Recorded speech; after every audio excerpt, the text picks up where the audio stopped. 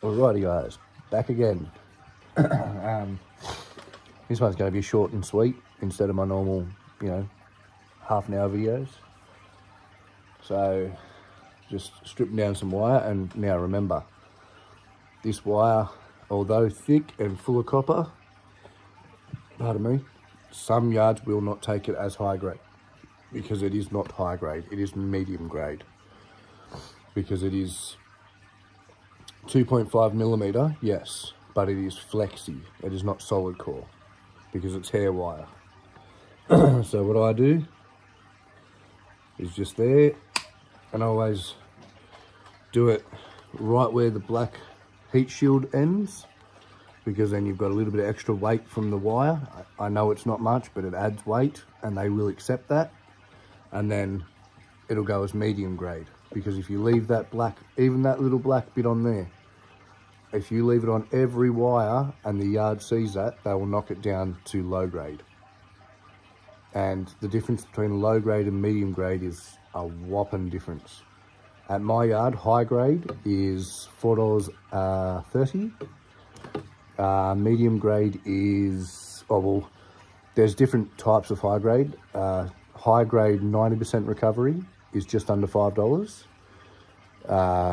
70 to 80% recovery is $4.60, and then 50 plus high grade solid core is $4.30, and then medium grade is $3.80, and then low grade with no ends low grade with no ends on is something like, I think it's $1.60 or something like that. And then low grade with ends on, so that, even if it was high grade, if it's got an end on it, it automatically goes low grade with ends, because my yard doesn't have the category medium with ends, it just has low grade with ends.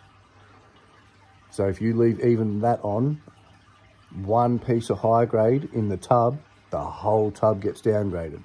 So you make sure you clean everything. And that goes for like $1 with ends. So it's not worth it. But yeah, these bits here again, dirty brass, medium grade. I mean, you can try and throw it in high grade and try and get away with it.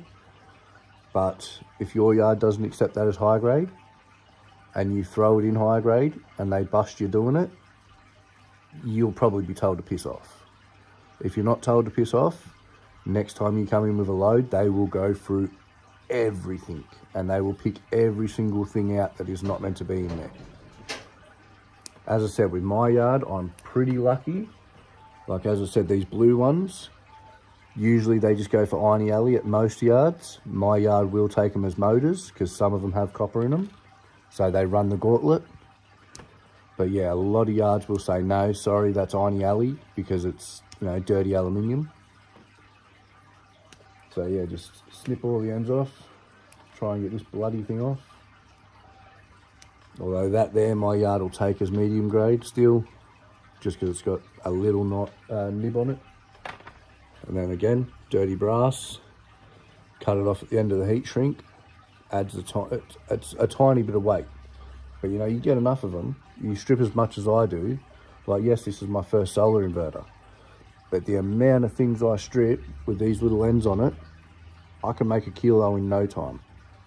So having just that bit to make a kilo is going to take me weeks. With that little bit there, it's only a couple extra grams, but it adds weight, and adds weight quickly. So I'm just going to snip the zip tie, and then again, end of the heat shrink, snip that off, wire, dirty brass. And then do it again, wire, dirty brass. And just keep going like that. With your worker system, you can get it done pretty fast, but I am here talking to you guys, so I'm doing it nice and slow. See, like that one. Look at the length of that heat shrink. And that's got, that's probably a good 4 grams, 5 grams. I know it doesn't sound like much, but it adds up. That's pretty damn weighty. It's got some good weight to it.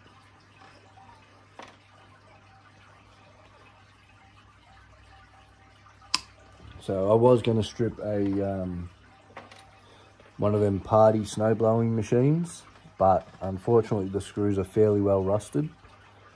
So I know there's a motherboard in it and a good electric motor. So I'm just going to take it in the Ziny Alley, because I've squirted just about everything on it. I've tried every different size screwdriver and the screws are a bit too far gone. So I'm going to leave it as is.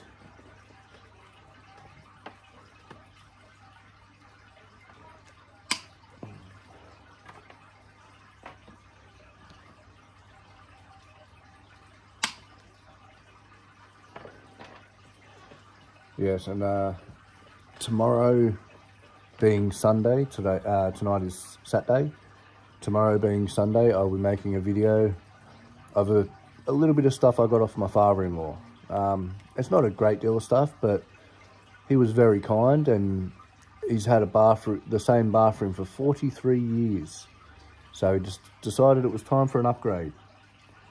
And he said to me, he goes, "Oh mate, you're a scrappy, aren't you?" He goes, "Do you want all the copper piping? Do you want all the brass? Do you want all the taps?" And so I ended up getting a big extruded aluminium shower screen.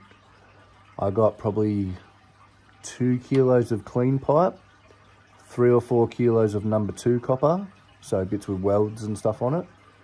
Probably 8 or 9 kilos of dirty brass, and then of clean brass, like the taps and the faucets and all that sort of stuff. Probably another 4 kilos, and then yeah, the cast iron tub. So yeah, I got a fair bit, and you know, to be spending all day, you know, sitting watching TV with his daughter, and then just throw everything out the back in the bathtub and load it onto the back of the ute, I think that's a pretty good payday.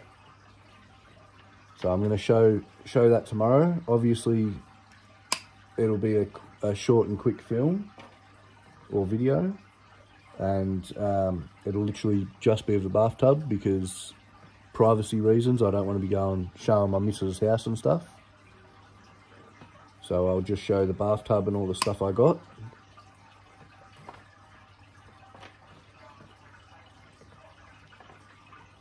And see, like this one, look at that. I'll snip it off first. That's a big double wire. So that's a nice heavy one, and because that is copper and that is brass, they will still take it as dirty brass. Even though the rubber probably weighs more than the brass does, because there's copper in it, they'll still take it.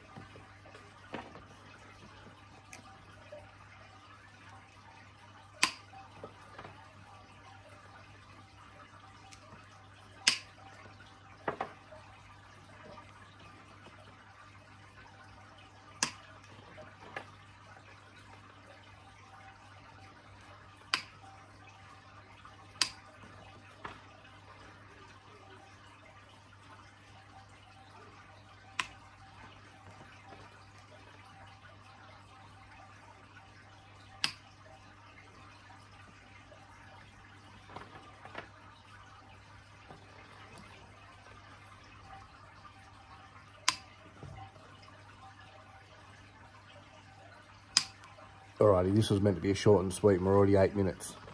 So I'm going to end the video here and then start, yes, another one, and do that.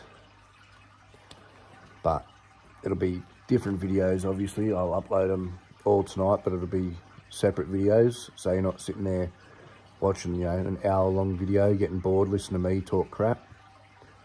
So yeah, I'll go through and I'll do that and show you all the gold pins and all the stuff for gold collection.